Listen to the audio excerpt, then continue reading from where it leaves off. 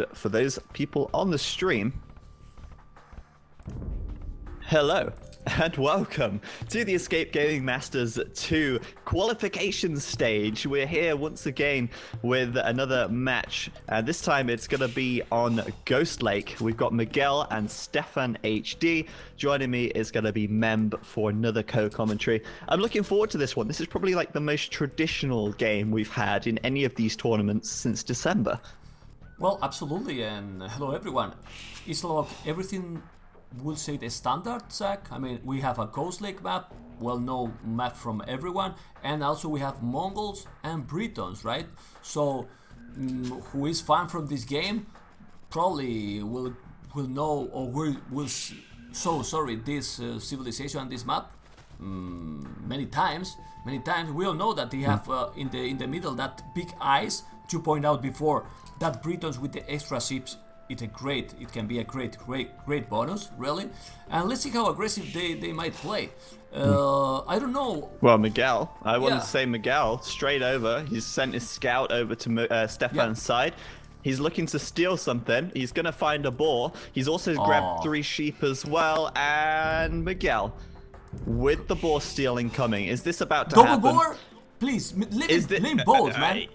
He's not going to get both. He can't. The boar do additional damage to the scouts in the expansion, so it would be suicide to try and get 2. Yeah, it's a shame, really, but I mean, I think it's a good. Well, it's a shame because we won't see him steal 2, but it's a good change overall. I say it about that because in that position, super close both boars. It was ideal situation to go for the double. Yeah, exactly. Great, yeah. Man. If only. But yeah, Miguel, I mean, is this the first time? Is 5.2 making boar stealing possible with a player from Germany and a player from Brazil? Is this the new age of HD? Are we now HD ready? I think we are. Well, as Miguel pulls this boar across the map. People complaining about no snow patch, by the way, but I forgot to enable it. I'm really sorry. I'll enable it after this game. I don't have either activated, but I was about to say we didn't see so many times laming boars like you were pointing out. No. So it's great that now he's gonna have the boar in the bank in about 4 minutes.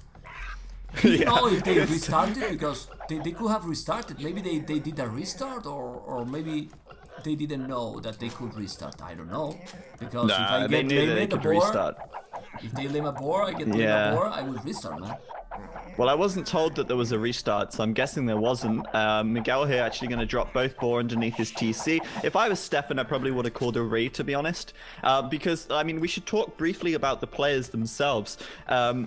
Miguel is by far the favorite in this matchup.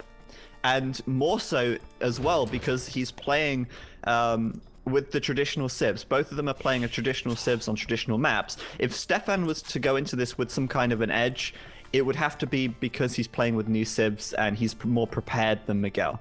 But Miguel is more than prepared for this matchup. Miguel should be the favorite to win in this game. And the fact that he's playing the Mongols, he's stolen the additional sheep from the middle. He's stolen a boar. I mean, this could not be a better start for Miguel if he tried. I mean, this is literally the best it can really get without stealing both boar. Miguel has right now 9 ships with 9 ships already there. 3 boars with the Mongols. Well, he's getting everything. Absolutely getting everything, like you said. Couldn't be better. Miguel's really happy with this situation at the moment, and Stefan now, well, he's going to have to push the deer towards his TC. He's making some use of that, and you know, it's not always such a huge problem if you do lose a boar. It's not the end of the world, but I think it's more the fact that Miguel is the Mongols in this situation that does kind of make it a little bit more of a wound to Stefan. You know, it's not so bad if it's another civ, but when it's the Mongols, yeah, that kind of hurts. And with Miguel being Miguel, gonna be a rough game, I think. I expect we're gonna see a super fast upgrade time, 1 more villager. But I really think this is I mean, I'm not sure. I mean, he's doing a barrack and he's gonna make the drash with this lacking resources he has. I mean, when he's gonna go feudal age, while Miguel, with all those crazy resources, can go super fast feudal. Scouts, I don't know, man. I don't know. And with the map, that actually Ghost Lake can have closer maps than this, but this one is wide open for Stefan. It's look on the right side. It's pretty open. So Well, I mean, that's usually the way it is with Ghost Lake as well. It usually ends up being a pretty open map. It's hard to wall. With that said, though, Miguel actually does have a pretty easy map as well. Very easy walls between these two wood lines to help keep him a little safer, but he doesn't need that. He's going up to the feudal age with 19 population. Still got a boar under the TC. He's got like 8 sheep left. That's pretty amazing, and he's obviously going to go straight into scouts, and this is going to be just such an easy scout rush for him. Stefan, the reason why I think it's a big mistake to do a drush here is simply because what's the easiest way to defend from scouts? 2-3 spearmen. Yep. So easy, so effective. And he's not going to get spearmen for a long time now because these militia are slowing down his feudal age time. So it's going to be rough, and scouts will have a pretty easy, quick job of taking out these militia as well. So a little bit worried for Stefan at the moment. We'll see what he can do. He's going to try and wall up for now. Maybe he can buy himself some time. Well, Miguel is already in feudal age. He's gonna make this stable. He will try to go and 3 rest villages as as soon well. as possible. Yeah, man. So He wants that stable trying. fast. Super aggressive. I remember back in the days. Now we see many times that they are going only with 1 villager or 2. But I remember years ago that people, when he was going to scout, they were doing the stable super fast, 3-4 villages, like he's doing right now, because you want the scouts going as fast as possible. Well, he's on completely defensive mode, but those 3 militias, I don't know how good they are going to go to defend. Well, he's gonna click up now, but still, no, he's not. He's still doing more villages. Ay. He's gonna try to mine gold. He has 5 farms already, but still Dark Age, not clicking up. Well, man, that's gonna be complicated. Let's see if he can do something. Actually, all this is theory. Let's see now the execution by Miguel. Yeah, what's the Spanish word for purple, by the way? Morado. Morado. Sí, yes. Okay, I was just wondering. El jugador morado está creando algunos milicias. Oh my god! Oh my god! I'm gonna try to now get a better English, man. After this one, I'm gonna work on my pronunciation. I promise I'm not gonna say stay tunis anymore, okay? And I will say awesome, not a wassom. Stay tuned. Oh, damn! I forgot again. Stay tuned. You did it already. Like. Anyway, Stefan with the walls. Look at that. Who said we couldn't wall this map? Well, it's definitely wallable, that's for sure. Man, I'm proud. I forgive you that in the Talk of Empires you wasn't with the webcam. You are completely, forgive you, man. Really. It's strong, man. You impress me, man. Impress me. Well, funny though, because you could have said anything. You could have said purple was like a completely different word in Spanish and made me look like an idiot. Well, but, you know, there is more ways to say. It's purple, it's morado, it's purpura too, that is close. Oh, but look at that fight, look at this. Well, with some micro. Oh, he's doing actually a good job. Wow, this is good. He's gonna get 2 scouts. Yeah, man, what the hell? 1 HP left. Well, wow, that's actually pretty good for Stefan. It's really good because even if he's 1 HP left, that scout is not gonna do any damage. And another with 9 HP, what the hell? He did a lot more damage than I ever expected, really. Yeah, that was really great. And somehow, Stefan's managed to completely wall himself up this game. So, I mean, he's turned a very bad situation into something that's actually fairly reasonable right now. He's on the way up to feudal, and he's just gonna fast castle off the back of this. And as an arena player, this is something that Stefan's going to be pretty happy with, I think. That's pretty awesome. People say Zero Vampires is our new nickname. Well, it doesn't sound too bad. It doesn't sound too bad. It doesn't sound too bad. Zero Vampire. Well, vampire, not vampire. It's better vampires. Okay. Well, now I'm back to the game. Really, way better. Don't die, please. I'm done. Way better, man, than I expected. And look at now, man. Look at the Stefan resources. What is this, man? He's on the way to castle it already. He's gonna click up in seconds. Whoa! That's awesome. Stefan, that's so good for him. I think as well he would have done his lumberjack upgrade, lumber camp upgrade. These scouts from Miguel cannot do anything. I'm surprised he's not added 1 spearman just because, you know, he might be able to catch out one of these scouts or something. They're super low. But yeah, Miguel not in such a good position after all, even though this, the score says otherwise. But forward villager, is he gonna put attack? Oh no, he's chopping. He's gonna go for a chop. Oh, what the hell?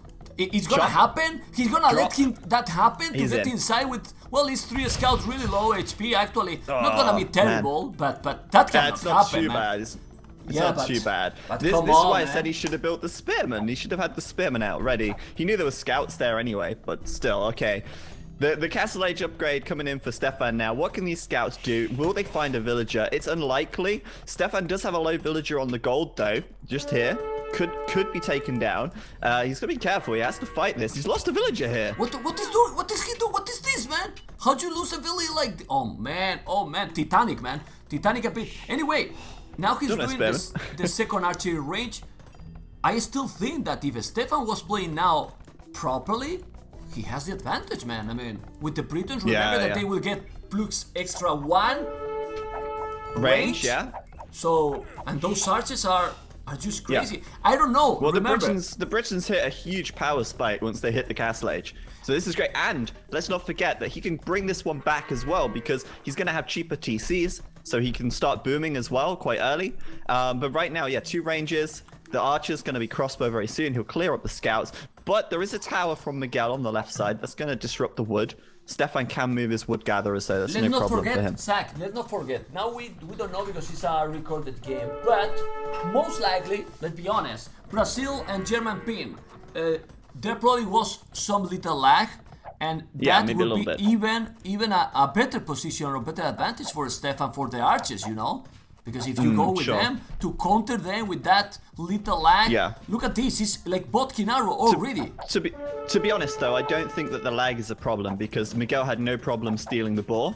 Look, yeah, that's And- truth, that's truth. You know, he would have had a hard time doing that if there was too much more lag in the game. So I think it's okay. But right now, yeah, Stefan, great position actually. Miguel on the way up to the Castle Age now, 65%. The tower on the wood line disrupting things a little bit, but you know what that tower means? That means he can't afford. Oh no, my bad. He's taken some stone. He's mining, taken some yeah. stone.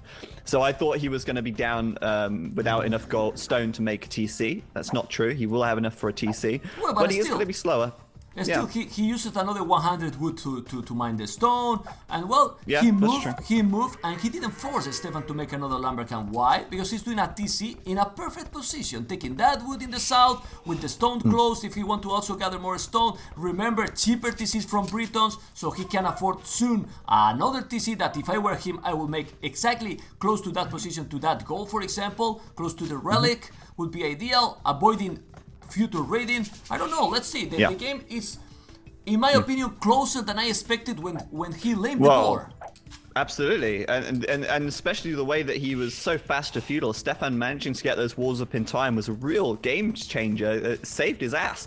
But right now, I mean, Stefan has the stronger Castle Age. I mean, you know, crossbows are generally better against knights once you reach the critical mass. The Britons are going to have a better time getting their TCs up and a little bit of a better economy there. So, yeah, I mean, I feel like this is a good position for Stefan now. And, I mean, look at this. These crossbows laying into the knights. He doesn't even want to fight them. You have to go back. Exactly, and he doesn't have yet. No, now he has the Bodkin arrow, so he has the +3. Those are snipers, absolutely crazy strong. Super long range. Yeah. Well, Exactly. I really think that, in my opinion, Stefan need first the university plus ballistic instead of the 30C. Imagine those archers with ballistic already. Oh, man. Yeah. Would be painful. That's like the biggest weakness here is, or the biggest like disadvantage is that, you know, they will miss the moving targets until ballistics is done. So if you can get that and then just pile out three ranges, that would be amazing. I think the third range and ballistics would be a better choice than the third TC as well. But let's see what he goes for here. Like right now, like if he had ballistics, he would have killed that knight, for example. For the time being, he's keeping Miguel busy back at home. He's going to put himself in this little corner and probably... Okay, he's going to come up to here instead. But he's going to stop and he's going to do as much damage as he can before these crossbows die. He'll probably take down a knight, maybe another one as well if he aims at the weak one. There you go. Yeah, And that just goes to show the power of the crossbow. Look, he's actually, oh my god, you need to move or, yeah, wait. But the good thing also, he's just keeping him, like you said, away from his economy. And right now, he has 43 population, Miguel, Stefan, 57 population, 14 population more. Wow. So even if he has the same amount of villages, let's face it, that they have the same amount of villages, or more or less, because both have two-tone centers. How much army he has right now? If he played properly, he can stay even defensive mode, because it's gonna be advantage in economy soon for Stefan due to the Britons TC is cheaper. He's doing the third TC. Yeah, Miguel doing the third TC as well. Basically the same timing on that. But Stefan, in my opinion, he's ahead right now. Like, the crossbows are so good. They're so good. Miguel doesn't have +2 defense on these knights either, and that's actually costing him quite a bit, while Stefan does have that bodkin arrow tech. So Stefan gotta keep getting aggressive, I feel. I think he still needs to stay aggressive here, whilst these knights don't have +2. So I'd say he's in a good position. He could certainly pull this one right back if he hasn't already brought it back. I think I'd go as far as to say it's about neck and neck at this point. I think we will see the difference. I mean, if we see that the score is better for Miguel, if Stefan managed to make some good rating, because he didn't kill yet some good amount. Oh, let's see, he's gonna face those knights, and this is where the crossbows have trouble when they're out in the open. This is where you don't want your crossbows to be. Stefan here needs to just micro back and just kill what he can. Finish off this knight here on the right. Focus on the weak knights. This one here next. And if he if he focus fires is right, like he'll be okay. But right now, yeah, the crossbows here getting taken out. But still, quite a few knights from Miguel going down. And let's not forget, the knights are a lot more expensive than the crossbows, so you can afford to lose crossbows. It's okay. He could kill more. He's gonna get another knight. He's gonna get one more. He's not focused. Go on, one more. Come on, kill it.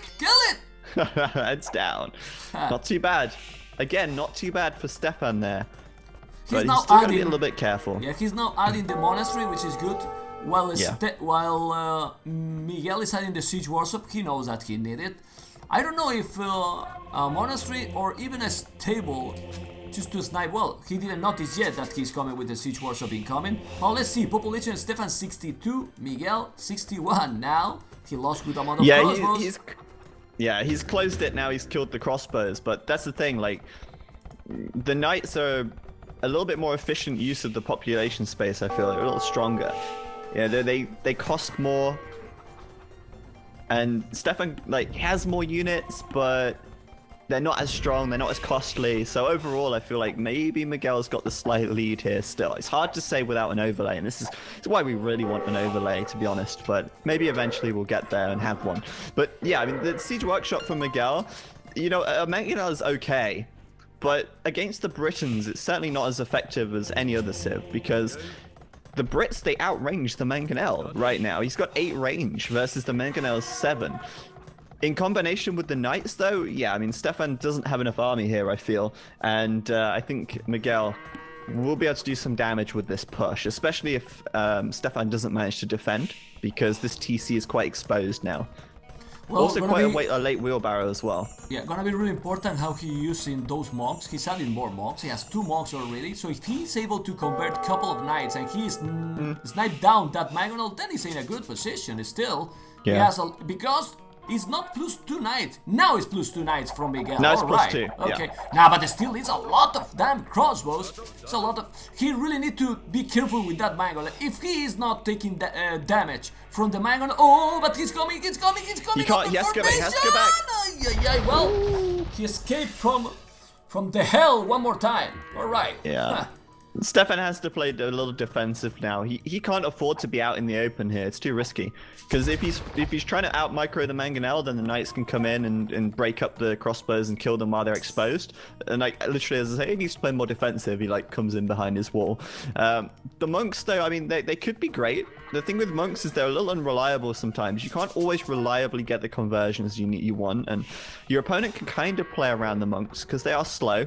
You know, he can just focus on a different area of the map instead and try and avoid the monks where possible. Oh, Mangonel shot into the wood line.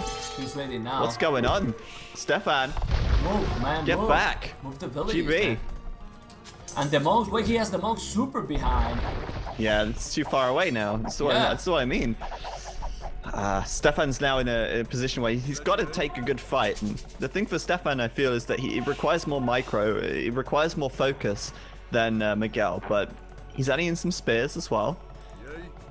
He's still ahead. Adding like 4 spears. He's still ahead in population, like 10, 12 population more from Stefan, because he has a lot of crossbows. Oh, that man. Oh, man. That was big. Preemptive split from Stefan. He split too early, and then he took a big mangonel shot there. A lot of his crossbows getting very low, and there's another mangonel on the way. However, he will trade the mangonel, and that's a good trade for Stefan still. If he uses his monks to maybe heal his army a little bit, that could be pretty good actually. Yeah, because he didn't lose anything at all. He just got damaged. No, the monks are there, and he lost actually the mangonel. So now he's doing the university. He needed the ballistic, in my opinion, earlier. Imagine all those little fights he got with ballistic. He would have got everything probably, or a lot more. Thing is, it's risky, isn't it? It's risky to like skip your third TC. Because your opponent can get ahead in eco. If you skip your third TC, you're forced into a position where you have to do enough damage to their economy to make it pay off. And if you don't, then you kind of thrown the game in a sense. So it's a risky play to make. I personally feel like he should have skipped the third TC and maybe done the university in a third archery range earlier instead. But if we check everything, he could have afforded both, because he had 1,000, almost 600 gold. Make a market, balance your economy, and you can have everything. The ballistic, the 30C, and that economy need to be balanced, man. Need to be balanced for sure. Miguel's doing a lot better at balancing his economy. He's actually, he's got 1,000 gold, which is maybe a little high, but getting up to 1,000 food now to click to the Imperial Age. And Miguel's not had much aggression going on back at his side of the map, really. He's building a castle now on the right side. This is a great position for the castle, actually, as well. It checks all the boxes. It's on a hill. It serves a purpose to protect his wood line. It will secure him the forward gold and the back gold here as well. So that's a good castle position for Miguel. And he's going to click Imperial right now. So Stefan, on the other hand, could be up already, but he's added a 4th TC and he's not balanced his economy like you said. So maybe this is a costly mistake from Stefan here. And let's see what Miguel does once he hits him, because he's going to be ahead at that point for sure. Well, I guess that how many knights he has? He has good amount of. Maybe he's gonna upgrade for cavaliers, because he only have 1 castle. He need more castles to spam Magodites, and the Magodites need a bit more time to go. Oh, but let's see this fight. It can be important. 3 Mangonels, the knights, and big Mangonels. Oh man! Well, in go the pikes. Pikes with +1 defense here. He's going to go for the mangonels, obviously. He's also getting a couple of knights in here as well, but Stefan's crossbows, really not good control there. They should be firing at this at the same time. The micro is a little sloppy, and all of these mangonels now down to half health. The big shots coming in. Stefan losing a few units there. And Miguel, I think, coming out on top once again. With 10 pikes, how many knights he lost? 0. Well, I think, it was 0. Also, so holy shit, that's pretty bad. Yeah. Miguel should have lost some knights there. This is why Stefan should have been using his crossbows at the same time. Whilst the pikemen were keeping the knights busy and keeping the mangonels on retreat, those crossbows should have been laying into the knights. But he missed his opportunity there, and Miguel now will hit Imperial. We've got the Mangolai coming out already, and the second castle as well. And the thing is, now we see that both are on the way to Imperial, both with the same population, but the power of the Mongols try to stop with Britons. That is really nice, civilization, alright. If he's going full Magodites and siege rams with the drill, Ferrari, like I like to call it, the Ferrari upgrade, man. It's so complicated with those units to stop then. So at some point, the Briton has the advantage, but in late Imperial, our Briton has the advantage with the Mongols? I don't think so. Exactly. It's like the Britons have their power spike in the Castle Age. That's when they need to really control the game and put themselves in a position where once they get Imperial, they already have an advantage. Against the Mongols, anyway. I mean, that's a situation where the Brits really need to be more aggressive in the Castle Age. Right now, though, I mean, Stefan's basically defended for about 80% of the Castle Age. Miguel had a little bit of harassment going on back at home, but it was only in the early Castle Age. Since then, Stefan's been basically here. That's it. And now, Miguel has the map control. He's Imperial. He's going to break up a gap in the top wall so that I guess later on he can come and raid with the Mangudai, or he could just raid now with these knights. And maybe, is he going to do Cavalier as well?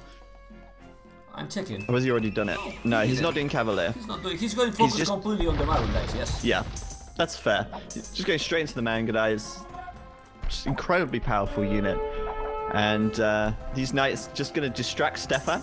I guess if Miguel is not bothered about Cavalier, it doesn't matter if he loses these knights. He's just going to keep Stefan in the back of his base and see what he can do.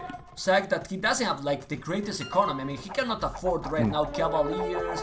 Also, he cannot. Sure. He's not doing the elite Mangudais yet because he's expensive. He's expensive. He have a good economy, but they still need the resources. So, oh man, but this is a lot of archers. Look at the amount of crossbows he has, and these are 9 range already. So gonna be 11 really soon when he do Arbalest and the last upper the bracer. Oh man.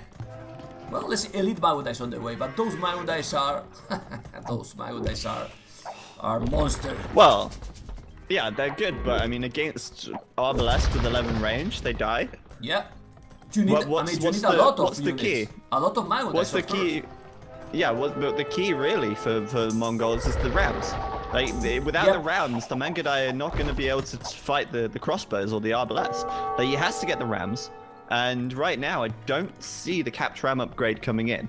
I mean, the alternative is that he looks to try and just raid and do damage from the side and the flank and just use this speed of these units. But, I mean, look how many Arbalest are right here for Stefan right now. I was about to say, Zach, Miguel has 11 Mangudais, 8 cavalry that are the knights and 2 monks, so overall 20 army, while Stefan has right now 60 military.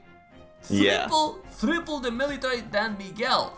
So let's see, and population, well, exactly. Yeah, 170 population for Stefan. Miguel, right. Miguel adding more stables. He's done Hussar, and I think Miguel was just looking to raid here, coming in on the right side, killing a few villagers already in the woodline, and maybe Miguel is like, okay, well you've got a huge army, but what if I just don't fight your army and just kill your villagers? Because whilst this whole army is right here, it's not defending the economy in the north. It's not defending the economy in the back of Stefan's base.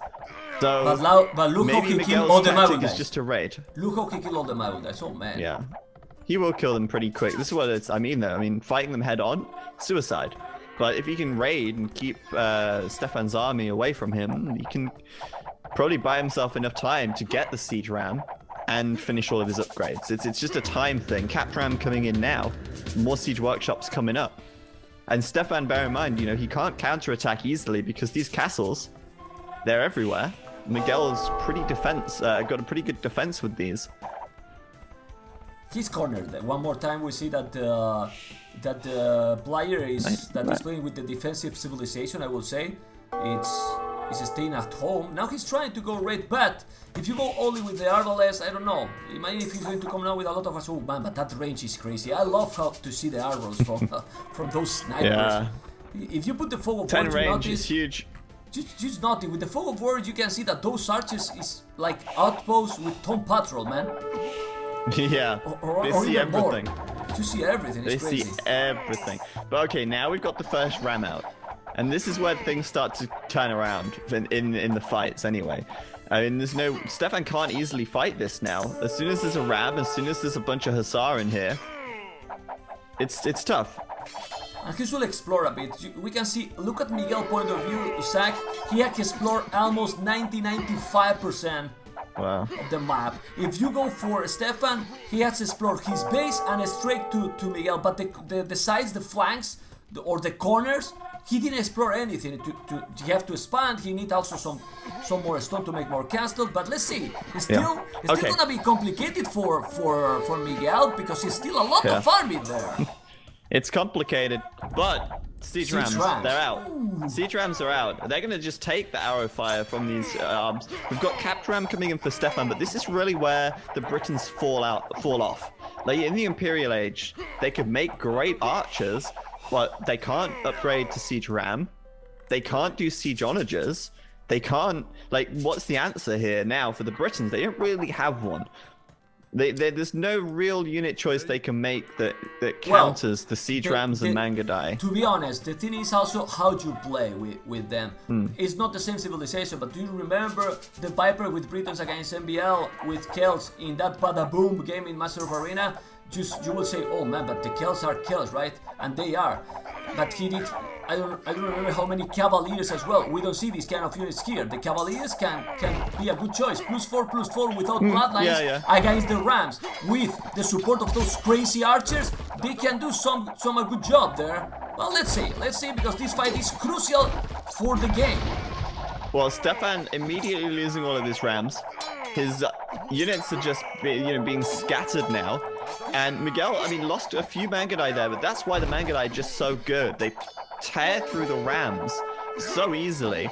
And now, I mean, I don't know what's going on. Maybe the pathfinding is a bit weird because Miguel's army is a bit spread out and needs to just group them together and go for it. These Rams are just coming forward. I think he just did drill. Drill complete. Yeah, he's done. He's done. They will not stop. I mean, I still think now it's just a slow, steady push. It's a slow and steady push because Stefan will lose ground, and he's just going to keep losing ground until he's pushed against the back of the map at this rate. But how to stop the Rams? I mean, if you cannot afford, because he cannot afford the Cavaliers, I mean, some light cap, something, I agree that the light caps are really bad against the Mangodais. The armor they have is weak, but for that reason, you have also the Arbalest. You need something to kill the Siege Ram, because the Siege Rams are little by little taking all the damn map, gonna kill all the houses, he's gonna go directly to that castle, and ba-ba-boom! Yeah, there is no counter to the Rams here from Stefan, and they're so fast. Look at them, they're faster than villagers, walking across the map. And like they will tear through everything. Already seeing a few units going down. We're seeing forward siege workshop from Miguel here to keep the pressure on. And meanwhile, like, these units on the hill are getting eaten alive as Stefan calls GG. Good luck next. And Miguel takes the game. I think we saw that ending coming as soon as Stefan didn't put enough pressure on in the Castle Age and played so defensively back here until Miguel got to the Imperial Age, and he could just do this to him. Well, exactly. Execution. If you only go with range units, is what he did, only range units except few pikes, how to stop the Siege Rams? It's impossible. I mean, even if he doesn't have Hussars and Mangodais, you leave there 60 archers and the Siege Rams will keep killing. You need something to counter, definitely. The Brits are super strong, but they have to win early. And that's why Miguel had an advantage as soon as he stole the boar, as soon as he stole the sheep in the middle. Because it crippled the early game from Stefan. Stefan was playing catch-up until the Castle Age, and then once he got to the Castle Age, he didn't really have the confidence to go out and bring the game to Miguel. Miguel, I think, just kind of waited, got Imperial, won.